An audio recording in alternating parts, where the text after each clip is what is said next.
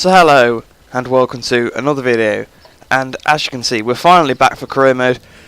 I apologise for I've missed 2 days of uploads now. That's not great, is it, at all? I just hadn't really recorded any career mode, and if I'm honest, I don't like riding the little bikes too much, so I've kind of been putting it off. But we're back now, and obviously in the last episode we finished the Red Bull rookies and signed for the Marinelli Snipers team. There we go. I always mess up the pronunciation of Marinelli. It's not even hard to pronounce, but there you go. I do know what the team is called, it's just I'm really bad at pronunciation. I apologise if you can hear the fan in the background, because there's literally a fan like right next to me, but it's not too powerful, so you might not be able to hear it. If you can, well, I'll find out about it, and I apologise. But let's read the emails. So in order to be competitive at this level, you need to keep your bike performing at the best at all times. To this, go to the bike development section and start giving instructions to your mechanics on what direction you want to take. You can develop 5 areas of your bike, each of which has 2 different directions to take. Proceed with the bike development. You will need development points which represent the knowledge of the vehicle's current problems and the possible solutions. To obtain development points, try to push the bike to the limit, obtaining good positions in qualifying sessions, races, and in the development tests which take place during free practice. Okay, right. So I know we kind of covered that in the last episode, but it's been a few days, I wanted to reread it. So there's the objectives in the bottom right. So we need to get 18th qualifying, 16th race, and 10th in the championship. So what I'm going to do is I'm probably going to actually start editing these videos a bit more, like editing out the loading screens, cutting down the races, stuff like that. So we're here in qualifying now, and I don't know, I'm going to probably have a bit of a play of the setup if I can.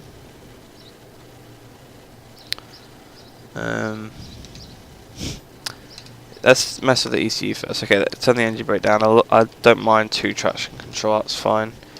There's no adjustment. I suppose I don't really know till I actually have a go on the bike. I don't think there's really much point changing the tyre compounds, because if I'm honest, I'm not getting any tyre wear in the races anyway, so I mean it's on, but the little bikes don't really wear the tyres out. We're going to need long straight, but we'll put some lower. I'll go down, staircase it up, and then I might lengthen that one.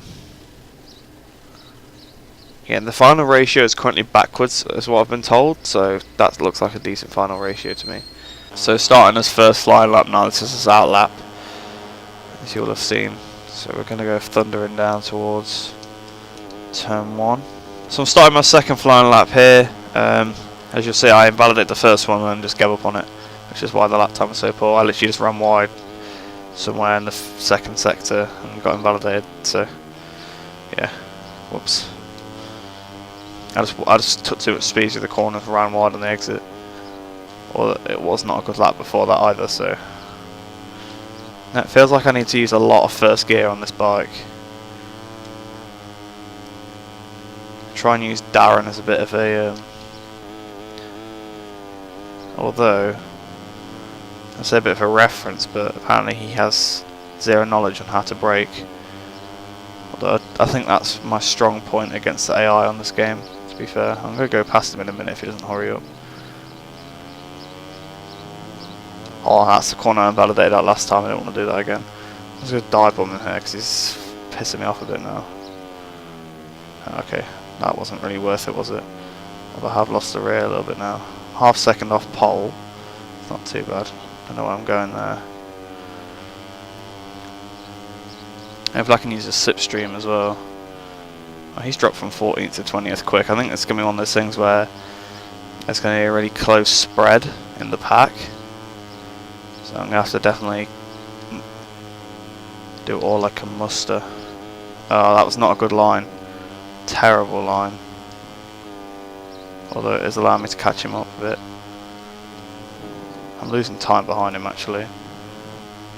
I want to keep behind him for the long straight though, so I mean no substitute's not that powerful in this game, but it's better than having no toe at all.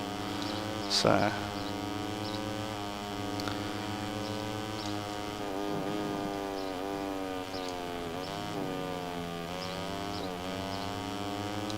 Great, I made a mistake at the last corner, the one that counted.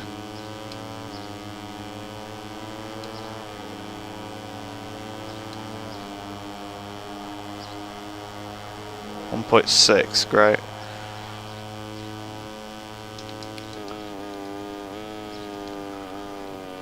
I want to see where that actually is, 25th, because I don't remember the amount of people in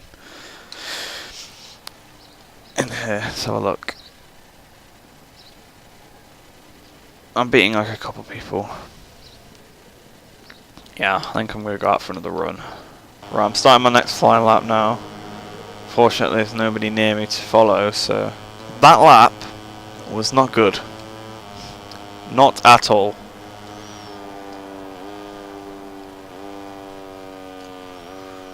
Right. I need to change the setup again. Right, we're going for it.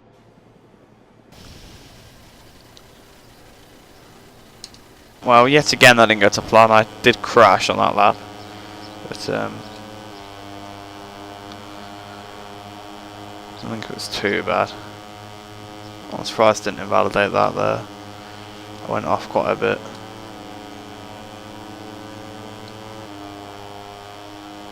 I improved up to 16th, not bad, not bad. I think that's probably about the highest I'm going to get, if I'm honest. The results that you are looking at now don't just show us the grid position, they also give us an idea of what the riders will be capable of in tomorrow's race. So we did a 206.4 and the pole was a 205.3. Obviously I could probably do that 206.4 again in the race. They won't be able to do their 205.3s I don't think in the race, so...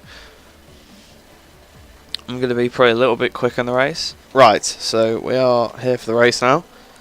Just quickly check that. Wait, no, I didn't change the suspension, did I? The gear ratios are still good. They're not. Right.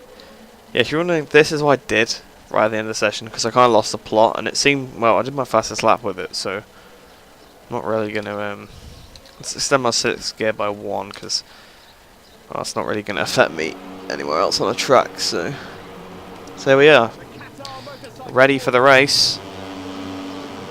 Apparently I'm already in first gear. I had a pretty poor reaction time there. Wow, I'm last, great. I've lost 10 positions off the start. In fact, 12, sorry. That was really poor.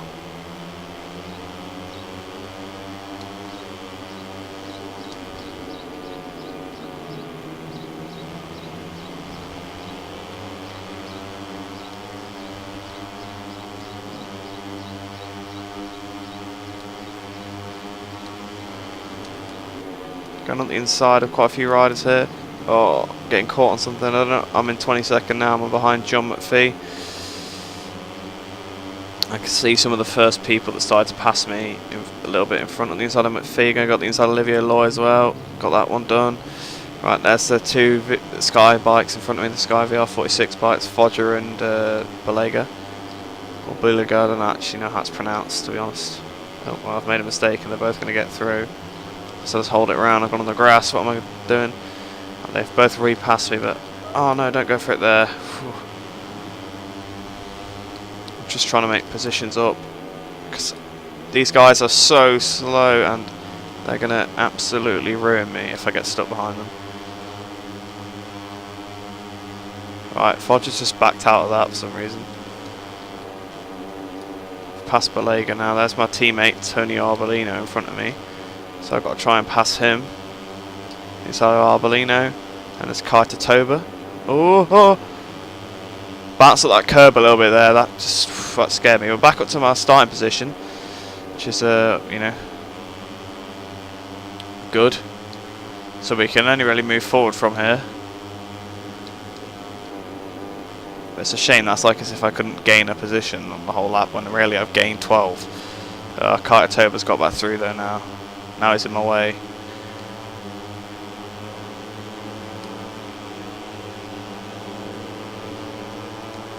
Mine's just done a 2:11.2. I just did a 2:14.8. Oh dear. That's Jakob Kornweil. I'm on the curb. the curbs like kind of suck you in. Like when you go on the curbs, they kind of just, you can't get off them. It's really difficult. Oh, Cornfowles has done what I did at turn 1. He's fast out Adam Norridin though. Norridin, is he going to get back through? Don't know, but we're going to try and take advantage of them battling. Oh, close up on the brakes on the inside of the pair of them. No. Cornfowles going to keep the position, but can I get him on the second right? Sorry, no, I can't. Right, so we've now got points. We're going to get a point on our debut if we stay where we are. Obviously, I want to move up further than that because I should be doing better than this, really. Alright, goes right to Cornfowle. We're going to have a go. Yes, we've passed him now. So up into 14th. Philip Ertl's the rider in front, the winner of the Grand Prix of Jerez earlier this season. If I can just sort of stay close. Obviously this final corner is a weak corner for me. Always has been on like every game. It's not just new to this one. This has been a particular weak track. I think I've already said that, but yeah, I do not like this track very much. Find it hard to cut anything out at this point because it's very interesting. I'm passing people like almost all the time. It's Gabriel Rodrigo in front now, so up to 13th place. And there's that Mignau ahead of him, I believe it is. Oh crap, I've ran wide. No, I'm going to come back for the apex. Dennis Fodger and Adam Norridin having a scrap bit further behind. If I could get a top 10 here, that'd be pretty decent. On the inside of Gabriel Rodrigo, I've overcooked it. We have to go to the inside of Mignau as well, but he's going to get back. No, he's not. Right, we've actually passed them there. That's a bit surprising. Maybe I have to go for some of these a little more. I'm just scared of crashing, that's the issue. Right, so we've ran wide. Oh, Mignau's not joking around. This could be a battle that sort of goes on to the end of this race. I think 6 laps is fairly interesting for this track, especially on the Moto3. Inside of Mignau. Can I get down to the apex? Not quite. He's going to get back through. No, he's not. So I've got him there. This is my strongest sector on the track, although it's not particularly like, it's not quite like my sector of Aragon. Oh, Mignau's at the inside. I've got back past him though. Just a difference of lines, I think there. So, oh dear. Oh, Mignau's back through. What a lad! All right, this is going to go down to the wire. He gets us at stream. If I can pass him before the line, that's great because if he does that on the last lap, did he just brake? Okay then. Is he going to go for it again? I wonder what he did last lap. And yes, he is. He most certainly is. Let's try and get him back. And he's just done the weird brake thing again. I think it's because when I kind of move in front of him, he lets off. I don't know, but it's a 2:08. It's not a good lap. Anyway, final lap now. Just got to hang on. But we are coming up towards one of his favourite corners to attack me at, because he has attacked me a few times. And I've gone wide again. Yeah, he goes for it. He's going. Oh, 2 of them! Oh, Qatar Tober's absolutely rammed into the side of me there. Oh no, he's ruined my run. I don't know what he was doing, but that was very stupid of him, if you ask me. I've pushed his bike along, which is fairly humorous, but it's also ruined my chances at 11th place, I think, now. Yeah, he's got the position now. I'm not getting a slipstream from back here.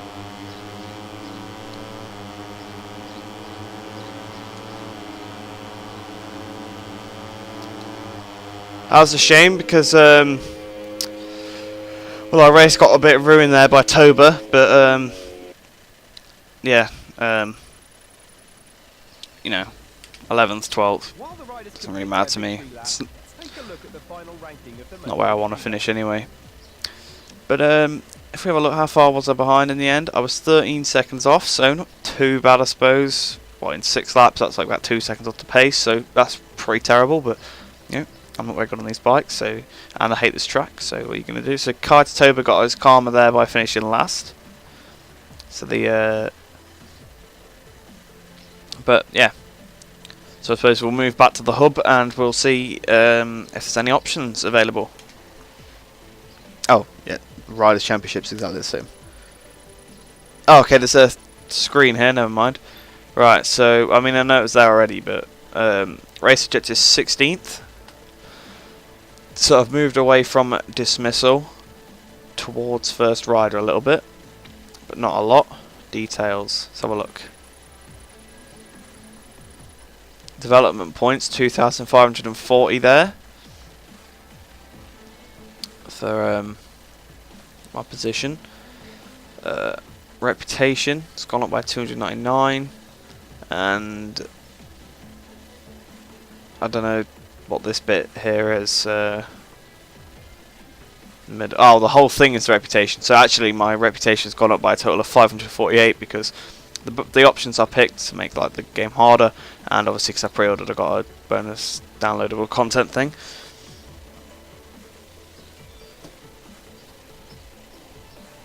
Even if he didn't make the podium, his placing shows that the bike and rider are competitive. If he keeps this up, the team could find itself fighting for the top position. Right, so it's a happy cutscene then. I suppose now we'll head to the hub. Right then, so here at the hub, I don't know if it's actually called the hub, but whatever, I'm calling it that. You can see we've not really moved much on the reputation thing. We're 12th in the championship with 4 points. We're below our championship position expectation, but we're above everything. We finished above qualifying position. I got 16th, so that's above that. The race position, we got 12th. After that, appalling start as well, so, you know, I kept my cool in that situation, I think, a couple times in the Rebel Rookies when I got a poor start, which I've been doing a lot. Like, I can use a clutch in real life, right, but I can't do it in the game because it's a button and not a lever. Like, if it was a lever, I think I'd be really good at it, but I don't know. There's no bite point on a button, but, you know, whatever. So let's head into the bike development screen, see what the options are. So we can make the engine have more traction. We can make more power. We can make brakes more aggressive or more modular. The suspension more elastic or hydraulics, and the frame more stiff or lean. You can make we can either improve downforce on aerodynamics, or we can make it cut through the air a bit better. So, to be honest, I think what I'm going to kind of go for is, I'm kind of assessing for the whole season, obviously not right now, more power from the engine, because I'd prefer to get a better exit off a corner than I can control the traction. I can just turn the traction control off and then just control it better. The brakes, I want to be more aggressive on the brakes. I don't really understand the difference in the suspension, but yeah, or the frame at the minute. I think I probably want the frame less stiff so I can move the bike around a little more. Yeah, so I think I'll make the frame more lean and the suspension more elasticity, or have more elasticity even. And then I definitely want more downforce through the corners, because I just want to improve the corners, because that's clearly where you can get some slipstream off the rider in front, you know, on the straights, especially for making the engine more powerful as well. Anyway, so let's see, how many points do you need? So we don't have enough for either the engine upgrades, but the brakes don't have enough for, are they all just the same? Frame, no, don't have enough for those. Aerodynamics, no. So I don't have anything enough to upgrade anything yet. But yeah, that's it for this episode of Career Mode, round 1 of the Moto3 Cup. I just call it the Moto3 Cup. Okay, yeah, I was just thinking about the Red Bull Rookies Cup. Sorry, the Moto3 Championship on MotoGP.